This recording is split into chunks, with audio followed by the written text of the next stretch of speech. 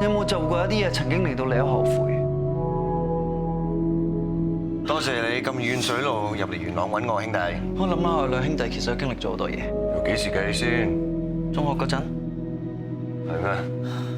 你知唔知道外面有邊個喺度？林愛薇，我都唔知佢仲喺香港。唔知佢而家仲未好熟啊？係啊！你咁樣諗女人好似唔係好尊重女性喎，莊。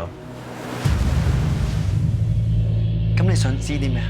我想知道嗰晚發生咩事咯。我已經承認我做錯咗啦。咁你咪講清楚你做過啲咩咯？永神，永神，